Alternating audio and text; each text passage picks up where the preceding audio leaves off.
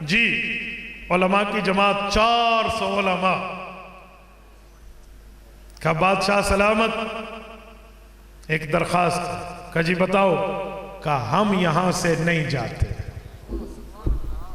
انہوں نے کہا یمنیوں وہاں کے رہنے والوں دیار غیر میں پرائی جگہ میں گویا وہاں کے لوگوں نے کہا ہوگا اپنی جگہ ہے ہی یہی ہم نہیں جاتے ہم یہاں رہے. بادشاہ نے پوچھا میں نے کوئی تمہاری شان میں کمی کی میں نے کوئی تمہاری گستاخی کی ہے تم مجھ سے ہٹ کیوں رہے ہو؟ کیونکہ اس وقت کے میں حضرات بزرگوں کی موجودگی میں عرض کر رہا ہوں اس وقت کے بادشاہ علماء کے قدردان ہوتے تھے نہیں سمجھتے. اس وقت کی حکمرانیہ اور اس وقت کے اشرافیہ اس وقت کی سلطانیہ اس وقت کی قیادت اور حکومت اور سیادت رکھنے والے اہل علم کے قدردان ہوتے تھے. یوں نہیں ہے جو آج کے دور میں اہل علم پر زمین تنگ کی جا رہی ہے. مسجد کہاں سے لی وقف کے معاملات دکھائیں سورس آف انکم آپ کے فاؤنڈر کا دیکھیں گے زمین کہاں سے ملی یہ زمین کی پوری ڈیٹیل دیں گے آپ اس کا چیک اینڈ بیلنس کرائیں گے فلاں ہوگا تو پھر مسجد بنے گی. جی نہیں. اچھا 18 سال سے پہلے کلمہ پڑھ لیا جی نہیں. 3 مہینے کمرے میں بٹھاؤ یہودی علماء بلاؤ عیسائی علماء بلاؤ ہندوؤں کے پنڈت بلاؤ پارسیوں کے سنسکرت کے بندے بلاؤ اسے بتائیں ہمارا مذہب یوں یوں یوں یوں. اچھا اگر یہ 3 مہینے تک مطمئن ہو جائے تو پھر اسلام قبول کرے ورنہ جو مذہب اختیار کرے. انا للہ. یہ دور تو نہیں تھا نا وہ یہ معاملہ تو نہیں تھا نا. اور پھر مدارس ہمارے حوالے کرو ہم جانے آپ کے مدرسے جانے نصاب ہم نے بنانا ترتیب ہم نے رکھنی. جی نہیں بھائی یہ زمانہ تو نہیں تھا وہ یہ تو یہ زمانہ ہے نا. اور سلام ہے اس دور کے علماء کی قیادت کو سلام ہے وفاق المدارس کی سوچ اور سمجھ کو سلام ہے ہمارے اکابر علماء کے اللہ کی قسم فیصلے کو جنہوں نے حکمرانوں کا یہ غلط فیصلے پاؤں کی ٹھوکر سے یوں اڑائے ہیں جیسے چٹیل میدان میں فٹ بال کو کک ماری جاتی. انہوں نے کہا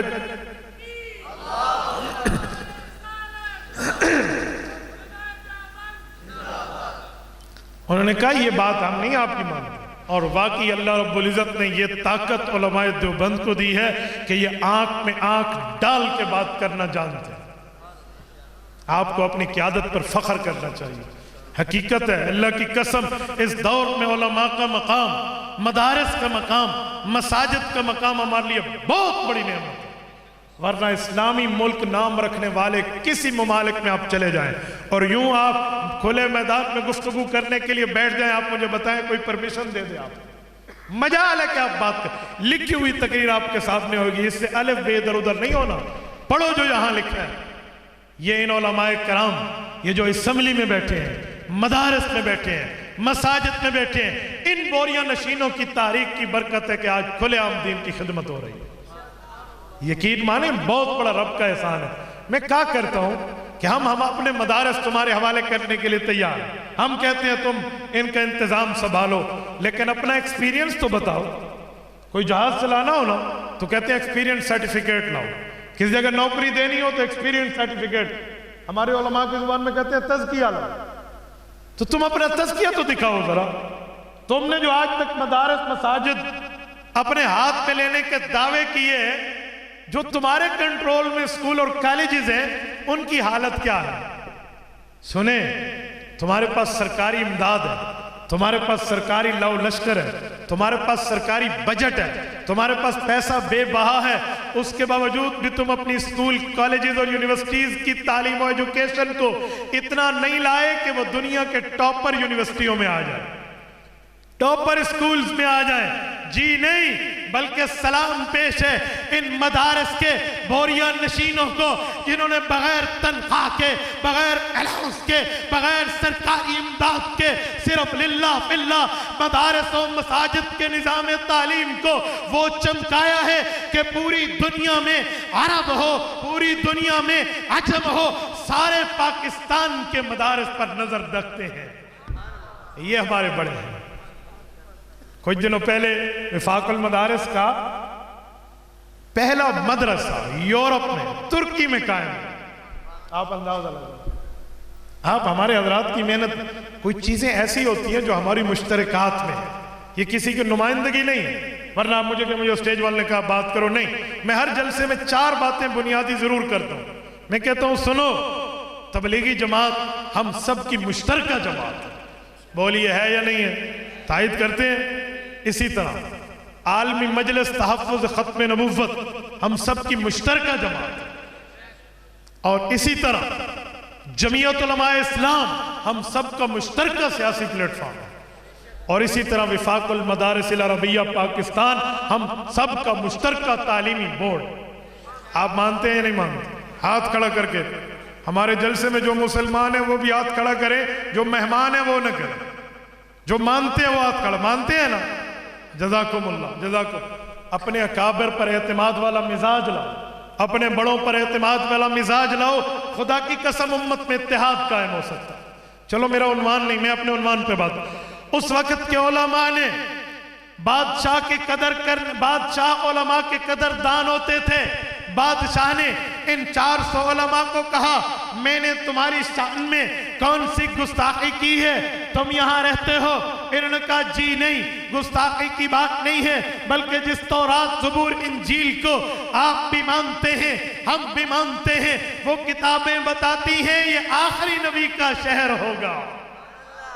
ہم اس کے سواگت، استقبال کے لیے، ہم اس کی ریسپشن کے لیے جمع ہونا چاہتے ہیں، ہمیں اس کا استقبالیہ بنا۔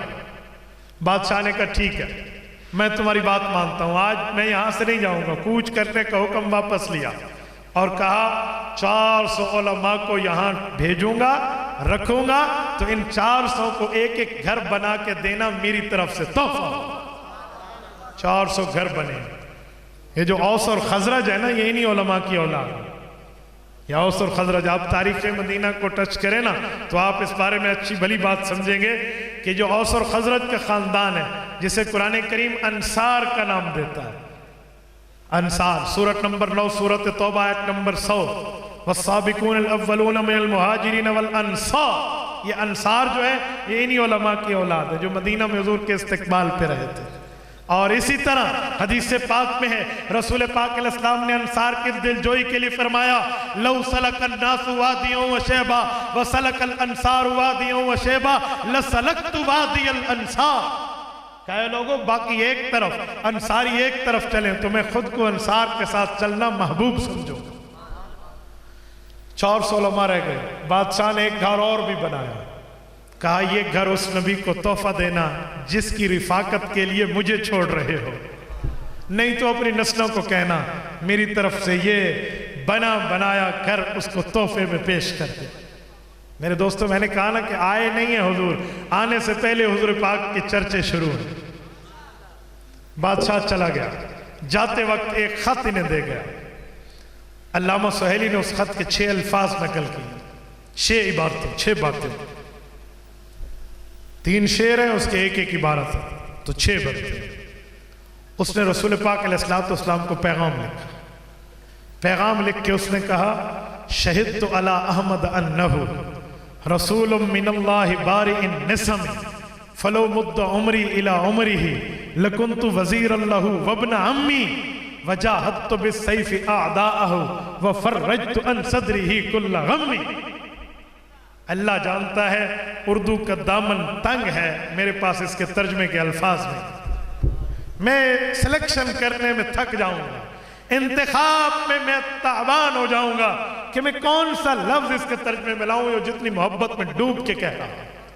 میں کوشش کرتا ہوں میں اس کی سمری، اس کا خلاصہ، اس کا مفہوم، اس کا ماحصل آپ کی خدمت میں رکھ پاؤں۔ توجہ رکھو، توجہ ہے؟ جس کی نہیں ہے وہ ہاتھ کھڑا کرو، اب جس کی ہے وہ ہاتھ کھڑا کرو۔ جزاک۔ اس نے کہا شہدت علی احمد انہو، میں اس بات کی گواہی دیتا ہوں کہ میرے نبی حضرت عیسیٰ علیہ السلام نے جس کی خوشخبری دی ہے کہ آخر میں احمد صلی اللہ علیہ وسلم آئیں گے، میں گواہی دیتا ہوں شہدت علی احمد انہو، آپ وہی احمد ہیں، اللہ نے آپ کو بھیجا ہے، رسول من اللہ بارئ النسم، آپ اس اللہ کے رسول ہیں جس نے بغیر نقشے کے، جس نے بغیر میپ کے، جس نے بغیر کانسٹرکشن کی ترتیب کے اس دنیا کو مال دوبارہ سے وجود میں لایا ہے. فلو مد عمری الی عمرہ، اے کاش میری عمر آپ کی عمر تک لمبی ہو جائے.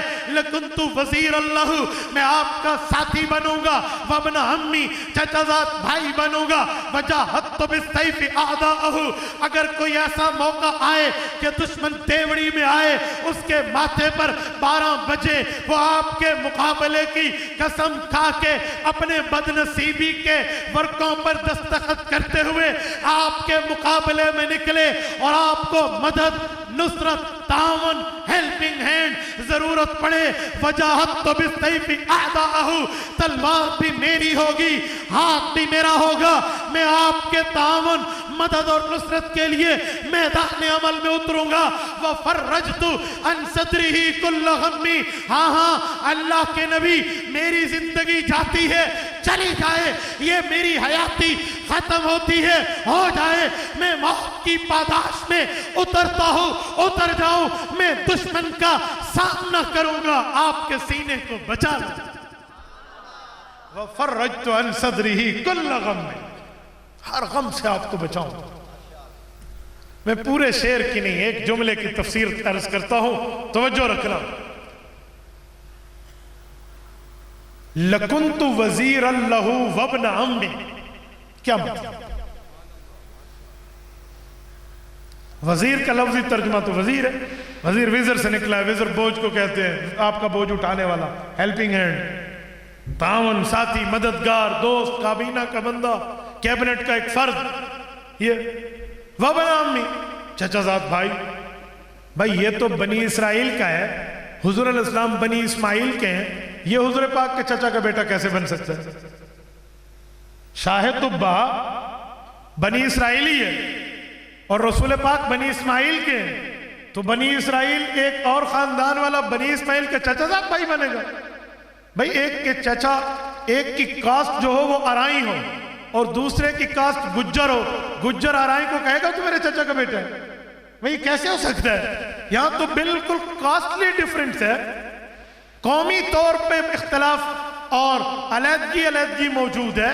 تو وابن عمی کا مطلب چچا زاد بھائی بننا. دو باتیں میں آپ کی خدمت میں رکھتا ہوں، ٹھیک ہے تو اللہ کی طرف سے، غلط ہے تو اللہ معاف کرے. نمبر 1، لکنت وزیر اللہ وابن عمی، میں نے اللہ معاف کرے اس لیے کہا ہے کہ میں اس شعر کی تشریح میں نے کسی جگہ پڑھا نہیں، میں صرف آپ کے سامنے اپنا ذوق رکھ رہا ہوں. لکنت وزیر اللہ وابن عمی، میں آپ کا وزیر بنوں گا، چچا زاد بھائی بنوں گا. پہلا مطلب تو یہ بن سکتا ہے کہ وزیر پیسوں پر چلتے ہیں، وزیر تنخواہ پہ چلتے ہیں، بونس مانگتے ہیں. میں وزیر تو ہوں گا، وابن عمی، چچا زاد بھائی آپ کا فیملی ممبر بن کے کام کروں گا، تنخواہ نہیں لوں. ایک تو فری آف کاسٹ اپنی سروسز، فی سبیل اللہ اپنی خدمات پیش کر. اور ایک مطلب اور بھی آپ نے پڑھا ہوگا، ابو بکر و عمر وزیران فی الارض، نہیں پڑھا کہ حضرت ابو بکر و عمر اور حضرت عثمان کے لیے پیغمبر علیہ السلام کے وزیر کی بات ہے، اور حضرت علی حضور پاک کے کون ہیں؟ بولیے بولیے یار، اس موقع پہ تو آپ خاموش نہ ہوئیے. حضرت علی حضور کے کون ہیں؟ چچا زاد بھائی. اس شخص نے جب علماء کو وہاں ریزیڈنسی اور رہائش دی تھی تو ایسے تو نہیں دی، ثبوت تو مانگا ہوگا، پروف تو مانگا ہوگا، تورات انجیل کے صفات تو مانگے ہوں گے. اور قرآن کہتے ہیں ذالک مثلہم فی التوراۃ و مثلہم فی الانجیل. قرآن کریم میں اللہ نے اعلان کیا کہ تورات زبور انجیل میں جیسے حضور کے ذکر ہے ویسے حضور کے صحابہ کا ذکر ہے. تو اس نے حضور کا ذکر بھی سنا، صحابہ کا بھی سنا، حضور کا بھی پڑھا، صحابہ کا بھی پڑھا. تو پھر اس نے خلافت راشدہ بھی پڑھی کہ یہ وقت آئے گا کہ پیغمبر کے نظام کو خلفائے راشدین سنبھالیں گے، کیونکہ قرآن کریم نے وعدہ کیا ہے لَيَسْتَخْلِفَنَّهُمْ فِي الْأَرْضِ كَمَا اسْتَخْلَفَ الَّذِينَ مِنْ قَبْلِهِمْ वलयुमक्किनन्न लहुम दीनहुम अल्लज़ी इर्तज़ा लहुम वलयुबद्दिलन्नहुम मिन बादि खौफिहिम अमना। फरमाया खिलाफत राशिदा ऐसा निजाम होगा जैसा आसमानी निजाम अल्लाह ने पिछली उम्मतों को नबुव्वत की खिलाफत में अता किया था। उन नबुव्वत की बरकत से हुज़ूर पाक अलैहिस्सलाम के सहाबा की खिलाफत ऐसी होगी, वलयुमक्किनन्न लहुम दीनहुम, इनके दौर में दीन की तमकीन होगी, इनके दौर में दीन की मजबूती होगी, इनके दौर में दीन की बुनियादों को कमजोर नहीं किया जाएगा। वलयुबद्दिलन्नहुम मिन बादि खौफिहिम अमना। मेरे भाई मैं आपके नारे की कदर करता हूँ, जज़ाकल्लाह। मेरी गुफ्तगू को सबक समझिए, नारा ना छोड़ो, नारा जज़ाकल्लाह, नारा में बात ज़हन से निकल जाती है। मैं कुछ दिनों पहले एक जगह बात कर रहा था, लोगों ने कहा नारा ना लगा तो चास नहीं आनी। मैंने कहा जी शबे जुम्मा का बयान समझ को सुन लो, चास तो फिर ही आनी। ठीक है, जरूरी नहीं है नारा लगे, तवज्जो रखें। उसने पढ़ा था कि खिलाफत राशिदा के दौर में वलयुबद्दिलन्नहुम मिन बादि खौफिहिम अमना, ये खौफ को अमन में, फसाद को अमन में, जंग को अमन में, लड़ाई को सुलह में, राजीनामे में, भाईचारा में ये बदल देंगे। तो उसने कहा मेरे पाक पैगंबर, जहां मैं आपके नबुव्वत की गवाही देता हूं, आपकी रिसालत की गवाही देता हूं, आपकी शरीयत की गवाही देता हूं, इस्लाम की, ईमान की, एहसान की, ईकान की ताईद करता हूं, तो वहीं मैं आपके वज़रा अबू बकर, उमर, उस्मान को भी जानता हूं, आपके चचाजाद भाई अली हैदर कर्रार को भी जानता हूं। हाँ हाँ, अगर मेरी उम्र अल्लाह आपकी उम्र तक लंबी कर दे, फलो मुद्द उमरी इला उमरिही लकुन्तु वज़ीर अल्लाह वब्न अम्मी, आप मेरे अंदर अबू बकर, उमर, उस्मान और अली का किरदार देखेंगे। मैं खिलाफत राशिदा के तर्ज पे आपकी खिदमत करूंगा। लकुन्तु वज़ीर अल्लाह वब्न अम्मी। अशार 6 हैं, इनकी तफसील है, मैंने सिर्फ एक पे बात की। मैंने बात चलाई थी मेरे पाक पैगंबर वो हैं आने से पहले रसूलुल्लाह का जिक्र मौजूद, आने से पहले तज़किरा है, आने से पहले चर्चे हैं, आने से पहले रसूलुल्लाह का तारुफ है, और हुज़ूर पाक अभी आए नहीं। मैं क्लोजिंग टाइम की तरफ समेटते हुए बात को कर रहा हूं, तवज्जो रखना मेरे दोस्तों। सरवर कायनात सल्लल्लाहु अलैहि वसल्लम इतने बड़े रुतबे, दर्जे, मर्तबे के साथ आपको और मुझे बगैर किसी दुआ के मिले, बगैर किसी डिमांडो, मांगो, नीडो, जरूरतो, हाजत के मिले। ये तो अल्लाह हमारी हाजत जानते हैं, हमने जबान से तो नहीं कही, हमने खुद तो एप्लीकेशन नहीं दी, हमने दरखास्तें, इल्तिजाएं, दुआएं नहीं की, लेकिन रब का करम बगैर मांगे हुजूर की नेमत दी। लक़द मन्नल्लाहु अलैहिम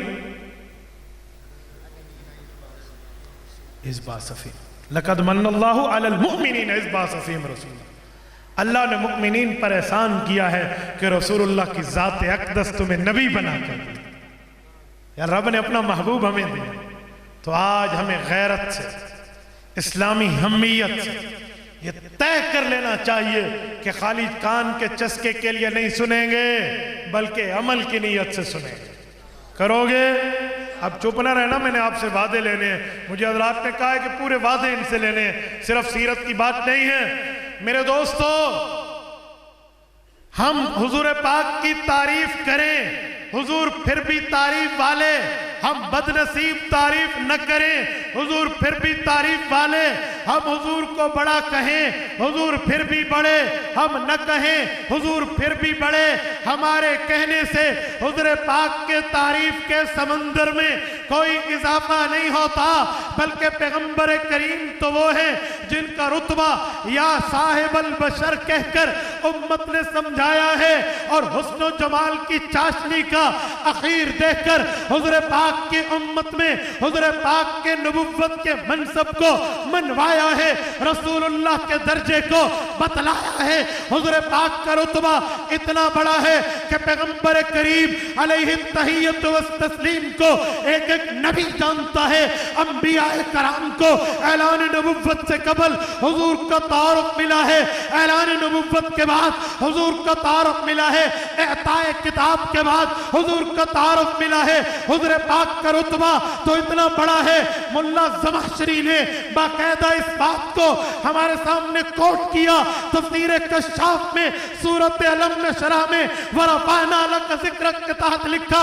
हुजूर पाक के नाम को रब ने इतना बुलंद किया, अज़ान में हुजूर का नाम अल्लाह के नाम के साथ, इकामत में हुजूर का नाम अल्लाह के नाम के साथ, नमाज में हुजूर का नाम अल्लाह के नाम के साथ, दुरूद में हुजूर पाक का नाम अल्लाह के नाम के साथ, खुतबात निकाह, खुतबात जुमा, खुतबात ईदैन, इसी तरह खुतबात सलातुल इस्तिस्का, जितनी नमाज़ें हर का खुतबा अल्लाह का नाम, पैगंबर का नाम, इस धरती पर अल्लाह का नाम, पैगंबर का नाम का इतना बुलंद किया, बंदा फौत हो जाए, कब्र की पादाश में उतर जाए, फरिश्ता आएगा, मन रब्बुक के बाद मन नबियुक पूछेगा।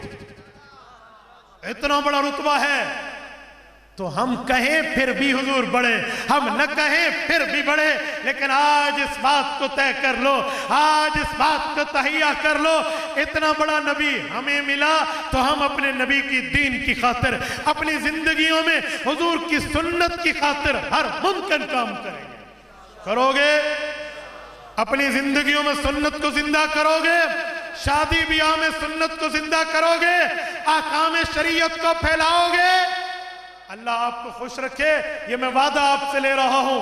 और मुझे ये भी इनने कहा कि एक जुमला ये भी कहना कि उलमा की कदर आजकल लोगों में कमी होती जा रही है। मैं बड़ा हैरान हूं, पता नहीं आलिम से आगे बढ़ने का कौन सा चस्का पड़ गया है। आलिम से आगे मत बढ़ो, उलमा के पीछे चलो। क्यों? उलमा के पीछे चलने में आपकी जिंदगी है, उलमा से आगे बढ़ने में आपकी मौत है। क्या मान मौलवी खुदकुश हमला करेगा? जी नहीं, तो फिर मौत कैसे है? इमाम जहां ठहरा होता है, जो उसके पीछे मुक्तदी होते हैं, जिंदा होते हैं, मुर्दा होते हैं, जो पीछे चलते हैं, और जो इमाम के आगे सोया होता है वो जो इमाम के आगे सोया होता है वो इमाम से आगे, उलमा से आगे बढ़ने की कोशिश न करे। उलमा को रब ने इल्म भी दिया है, तकवा तहारत और तज़किया भी दी है, और संजीदगी भी दी है। उलमा को नज़्म ज़ब्त भी अल्लाह ने दिया, और उलमा जैसा नज़्म ज़ब्त इस धरती पे नहीं मिलेगा। उलमा मदारस में हो नज़्म ज़ब्त कायम है, सही अहले इल्म रोडों पे हो फिर भी ज़ब्त और नज़्म नस्क़ कायम है। आप कहेंगे कैसे?